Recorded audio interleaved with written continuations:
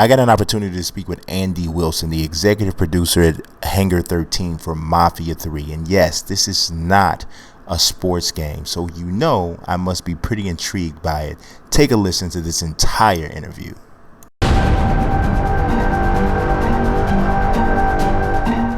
What's going on, everybody? This is Brian Zeke, aka Franchise Play, and I have an opportunity today to speak with Andy Wilson, an executive producer at Hangar 13, and one of the men behind the upcoming release, Mafia 3. And that's a game, as I was mentioning to Andy, I'm very excited about. So I'm looking forward to talking about some of the cultural aspects that are surrounding the game and its environment, and so on and so forth. So how are you doing today, Andy?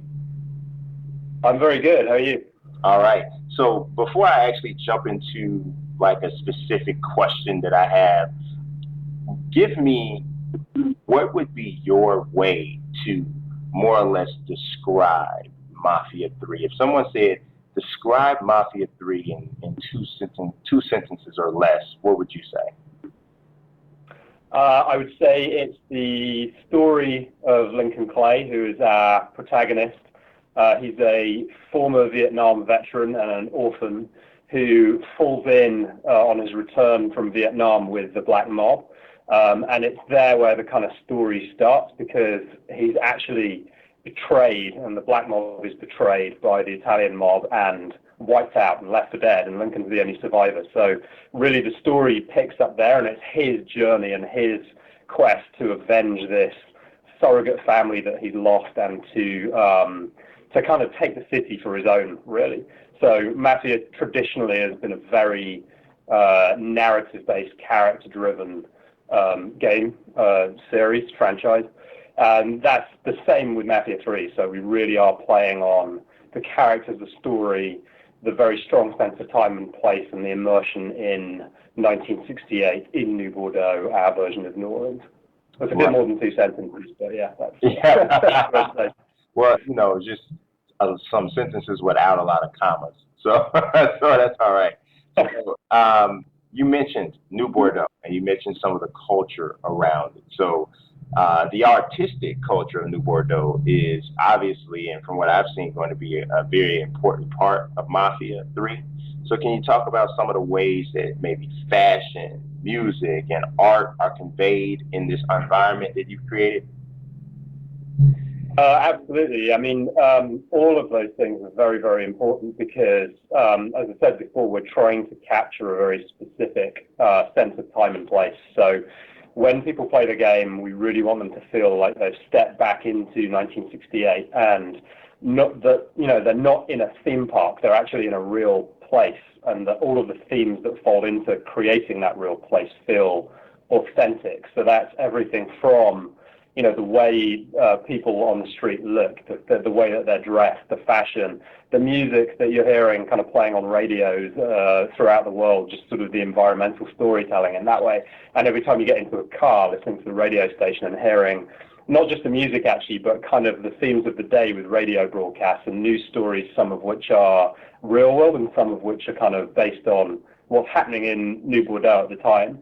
So all of that kind of stuff really kind of feeds into this what we call the sense of time and place.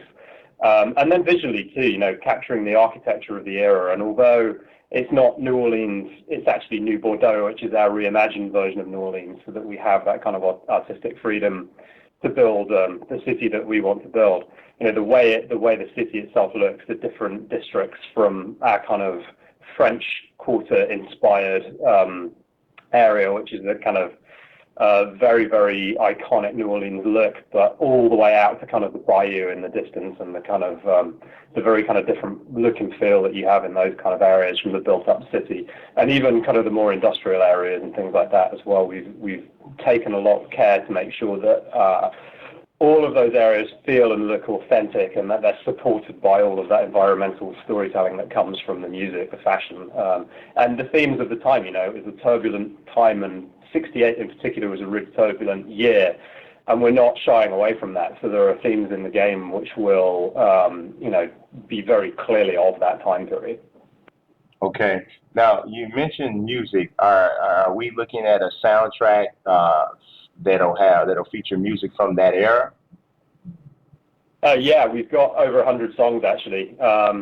We've got a whole bunch of different stuff. I think we're quite close to actually announcing what we're going to have on the soundtrack, so there's a bit more coming on that soon. But the idea is basically every time you get in a car and listen to the radio, or even if you're just walking through a shop and there's a radio in the shop, that you'll be kind of hearing tracks from the era and some pretty big bands as well. We've actually got a few cover versions in there as well, which are kind of more modern versions of the originals, and they're used very selectively for specific purposes. But it's kind of cool to have that stuff in there as well, because it's still kind of those original songs from '68 and earlier.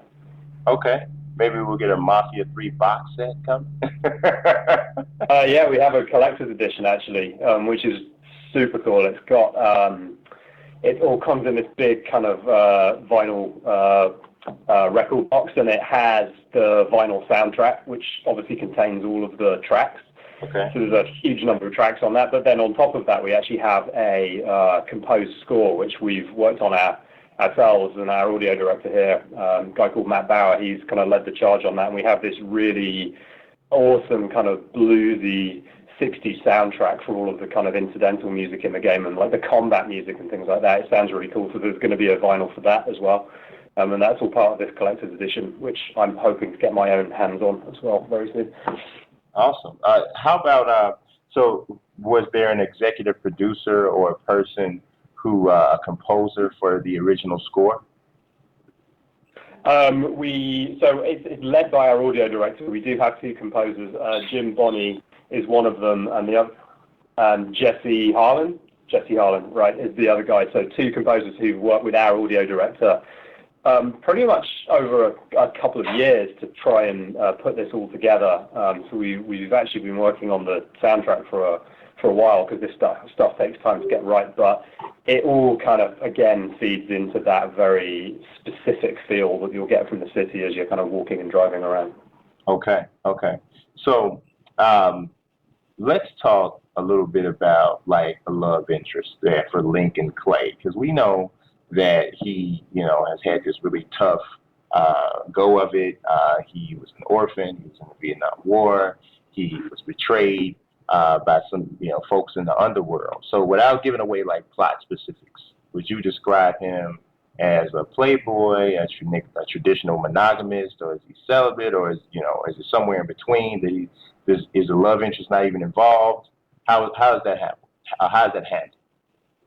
Well, actually, I would describe him as a man sort of single-mindedly fixated on revenge rather than anything else. And he doesn't. There's no formal love interest in the game for Lincoln. It's very much this journey of his kind of attempt to avenge his lost family. He does make connections in the game, and he does kind of pick up characters along the way, because one of his traits is this kind of great unifier. So his kind of power, if you like, as a character is that he's able to bring these disparate groups of people together. So he meets these and recruits these three underbosses over the course of the game: Cassandra, Burke, and Vito, who's actually the lead character from Mafia II.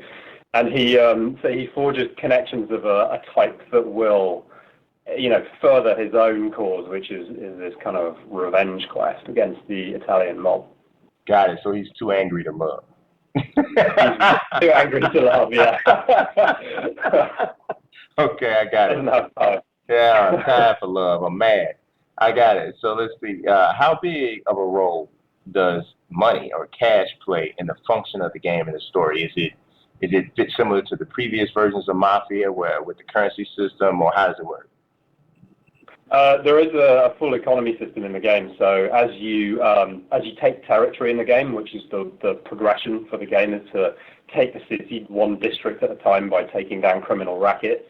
As you take those rackets down, you actually take over territory, and then you are taking over the earning potential of that territory. So, for example, if you take down kind of the drug racket in the French ward, by doing so, you'll earn money just from taking out the gangsters and the hooligans around that area. But then when you get to the kind of core of that criminal racket, which is a hideout in this case, it's an underground cistern, which is a drug den.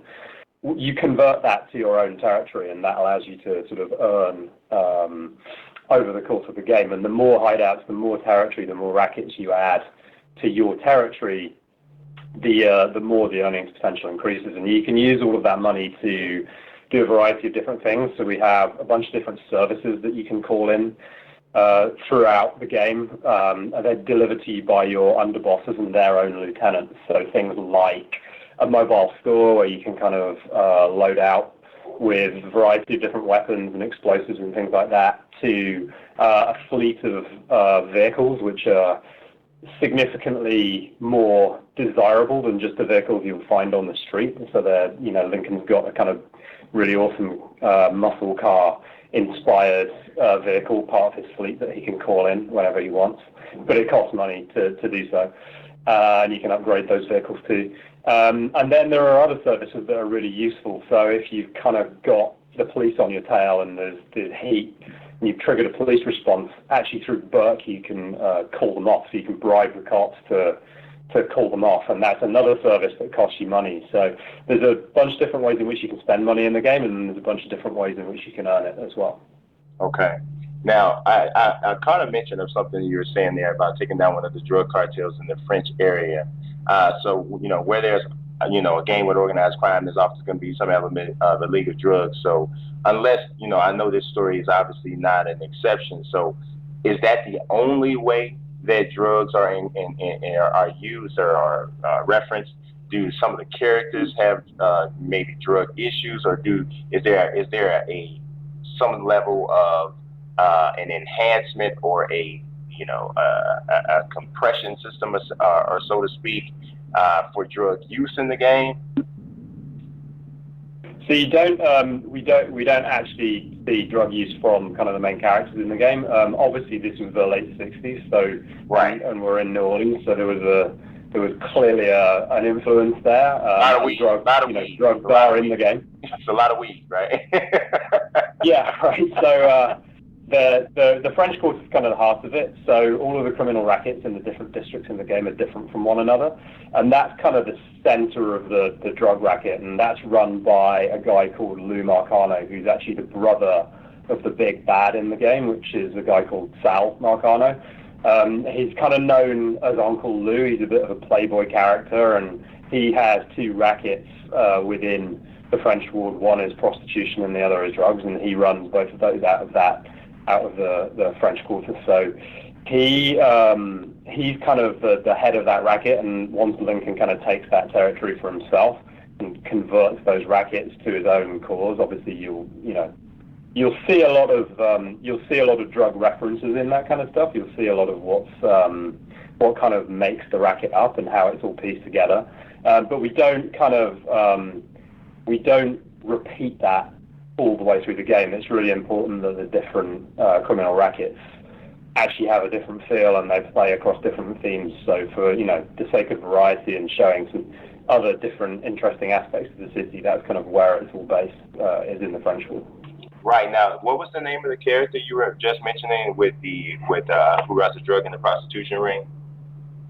So that's Uncle Lou. He's Sal Marcano's brother. So Sal Marcano is our kind of antagonist in the game. He's the head of the Italian mob in New Bordeaux, and he's also the guy that ordered the kind of murder of Lincoln and his surrogate family. So as Lincoln kind of works his way through the game and he's trying to take down the mob one racket at a time, he's kind of working his way up from the street thugs and the low-level gangsters all the way up to these capos, and one of those capos is Sal's brother. So Lincoln knows that by getting to him, he's going to strike a pretty big blow because he's going to take out the guy's brother. Right. So now it sounds as if this game and the storyline doesn't shy away from racial issues. So is that would you say that's somewhat of a part of the fabric of the story? Definitely, yeah. I mean, Lincoln as a character, he's kind of a guy who doesn't fit in anywhere because it is the late '60s, it is the Deep South, and he's mixed race, and even extending to being a Vietnam vet. Like he came back from that war, and they weren't being celebrated because of the nature of that war. So there's this kind of aspect to his character that he doesn't fit in anywhere. And then when it comes to the racial things in the game, obviously we try to be authentic and we want to be authentic, and it's really important that we don't shy away from those kind of themes, because that would make it a theme park. And it would also be, I think it would be fairly offensive not to reference it and to pretend that everything was okay. So you'll definitely hear stuff in the world. You'll definitely see the way that certain characters behave towards Lincoln. It changes based on their own kind of beliefs and values, and also even in different districts you'll get a different response because of who you are. And all of this kind of comes through in the narrative as well. So you'll see it in the cinematics, you'll see it in the story and the plot, and it's obviously it's obviously an important issue that is relevant to the time period and the setting. Definitely. And, even somewhat relevant to today's time, just depending on the way that it comes, obviously that it comes across. So that's going to definitely be one of the more interesting aspects of the story to follow once we start to sink our teeth into the overall experience. Now, I have one other question, and this one is kind of more related directly to gameplay. Guns obviously are a major part of the story because we've been talking about weapons quite a bit. I wanted to talk a little bit about the gunplay mechanics and the overall amount of detail that is provided for each specific weapon. So I know there's a cover system. I don't know exactly how it works. I know there's been cover systems before. Can you talk a little bit about that and then some of the specificity with the weapons? Yeah, sure. So we have mechanically at the heart of the game, we have very much built a third-person cover-based shooter, and it was really important to make sure all those mechanics are really, really tight. So in terms of cover usage, we do have a cover system. We have cover swapping. You'll find if you don't make good use of cover, that the game can get kind of tough, because we want you to use all of those systems to get a tactical advantage whenever you're kind of taking out an enemy or assessing the battlefield, whether that's from kind of the smallest backyard in the city where you've got a bunch of street thugs, all the way up to kind of the capo missions and things like that. So use of cover is super important. Weapons obviously are important as well. There's a bunch of different aspects to the weapons. I think audio is actually a huge part of that. They sound great. They feel unique and different from one another. We really want players to experiment with them. So we have what we call a weapon churn model, which is we want players to be picking up and trying lots of different weapons. As soon as you pick them up in the game, they actually become available in the mobile store, which is this service you gain access to through a lieutenant in the game. And you can kind of call the mobile store in to resupply whenever you want. And so as you pick up weapons in the game, they actually become available through there as well. There's a bunch of different weapons. There's everything from kind of submachine guns to which are kind of a bit more spray and pray, and all the way to kind of super accurate, high-powered rifles and sniper rifles, and then single-handed pistols and things like that. So if you want to take the stealthy approach, for example, there's a silenced pistol in there too. So there's lots and lots of different ways in which you can use these weapons, and you can have a single-handed and a two-handed at the same time, so you can swap between them. And really, it's kind of about player choice. So as you progress through the game, you'll learn what you like, and then you'll start to kind of pick those weapons up and use the mobile store to bring them back in, and they'll be kind of your tools for any given combat situation.